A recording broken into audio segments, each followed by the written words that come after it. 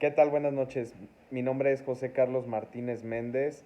Soy estudiante de la Universidad Virtual CNSI de la licenciatura en Derecho y este es el proyecto integrador de mi asignatura Introducción al Derecho. Pues bien, comencemos. Aquí se nos hacen algunas cuestiones que vamos a contestar a continuación. En la primera es ¿qué entiendo por?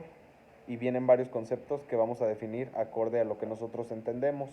El primero sería Estado, pues es el órgano de gobierno que rige un país, un territorio. En este caso podemos hablar como tal del Estado mexicano, que es el gobierno de México, encabezado por el presidente de la República. La siguiente sería testamento, pues es el documento que elabora una persona con la finalidad de dejar en claro a quién pertenecerán sus bienes posterior a su muerte. El siguiente sería sucesión, es el proceso donde la persona que fue definida dentro del testamento adquiere los bienes mediante un juicio. Este tipo de juicios pueden ser sucesorios testamentarios donde existe el testamento o sucesorios intestamentarios donde no existe un testamento por parte del cuyus, que así se le denomina, ¿verdad? Entonces, la persona que falleció, estas son los dos tipos de testamento que existen. Bueno, de sucesión testamentaria más bien sería. Constitución, pues bien, la Constitución es nuestra carta magna, no, la cuestión que nos rige a todo el país y definitivamente nada puede estar por encima de ella. Son las leyes máximas y recordemos aquí que los 29 primeros artículos hablan acerca de las garantías individuales, que es lo siguiente que vamos a definir. ¿Qué entiendo yo acerca de las garantías individuales? Pues bien, esto lo entiendo como tal los derechos que tenemos como mexicanos, que mediante este documento que rige a toda la nación, podemos realizar ciertas actividades a las cuales por derechos humanos, porque ahora son anteriormente se llamaban garantías individuales, pero de un tiempo para acá cambió a llamarse los artículos referidos a los derechos humanos de los mexicanos.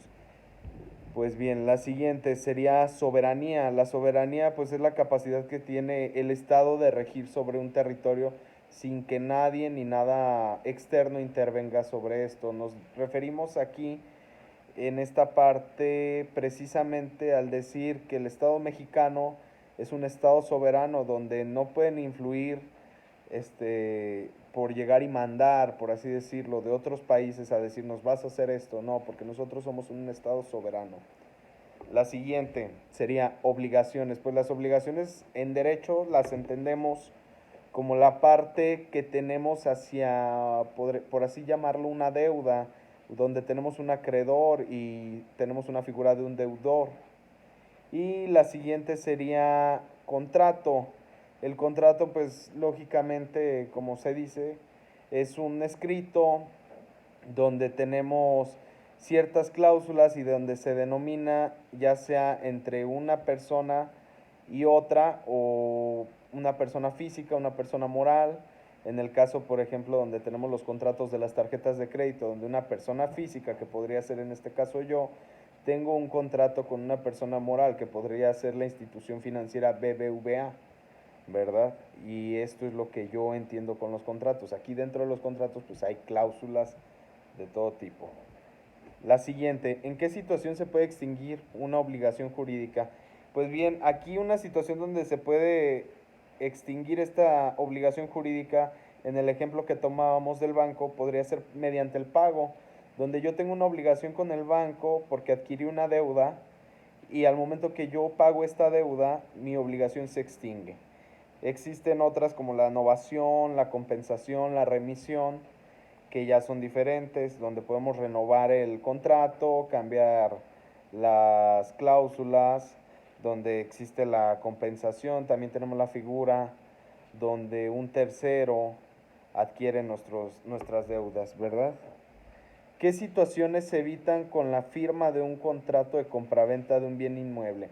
Pues bien, las situaciones que evitamos con la firma de un contrato de bien inmueble, yo pienso que la primera sería el hecho de que tenemos ahí todo claro por escrito, desde el costo de la compraventa, qué fechas vamos a poner para entregar el bien inmueble, cuánto tiempo tenemos, si vamos por así decirlo, a fiarlo, a dar un crédito para que se pague este bien inmueble y que se cumplan dentro de lo estipulado, y a la par de que ahí vamos a estipular también las sanciones que existirán si se incumple este contrato. Entonces es algo que se necesita incluso para el momento de la escrituración, que exista un contrato de compra-venta para poder definir bajo qué condiciones se vendió el inmueble, en qué costo se vendió, para que también de ahí salgan nuestros pagos de impuestos, ¿verdad? Por el dinero que vamos a recibir de la compraventa del inmueble.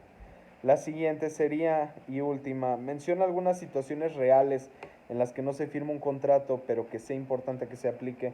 Aquí en México, desgraciadamente, aún tenemos mucho empleo informal.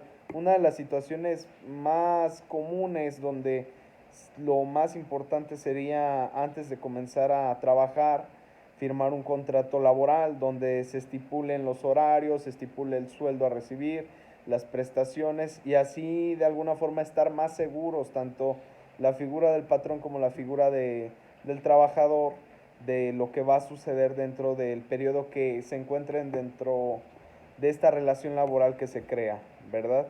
Pero como comento, desgraciadamente aquí en México aún no tenemos la cultura de tomar esta situación en serio, y de repente llega alguien, oye, ocupo chamba, ah, pásale, ¿qué sabes hacer? No, pues, un negocio de hamburguesas. No, pues sé cocinar, sé atender mesas, sé hacer esto. Sí, carnal, pásale, no pasa nada. Entonces, este tipo de cosas se dan en México mucho y generan demasiados problemas, de los cuales desgraciadamente muchas de las personas que tienen negocios a veces no aplican esta figura del contrato laboral, por una cuestión de miedo hacia el trabajador, por todas las obligaciones que pueden llegar a incurrir para con ellos, porque siempre piensan, es que me va a demandar, es que va a suceder que tengo que darle seguro. Esto derivado se da mucho en el empleo informal aquí en México. Y pues básicamente eso sería todo lo que se nos pregunta. Este fue un proyecto que la verdad no se me hizo difícil, puesto que varias de estas situaciones yo las he vivido, tanto la cuestión de los testamentos, la cuestión de compraventas de inmuebles, la cuestión laboral también, porque a mí me pasó esto de que tengo un negocio y alguna vez recibí a alguien sin hacerle un contrato previo, y fue algo que me costó al final, porque no estipulamos bien las cláusulas y todo terminó en un buen arreglo, creo yo, ¿verdad? Porque pues aquí estamos, el chavo ahí está y todo muy bien. Entonces agradezco mucho lo aprendido durante este módulo y es un orgullo ser un Fénix. Gracias.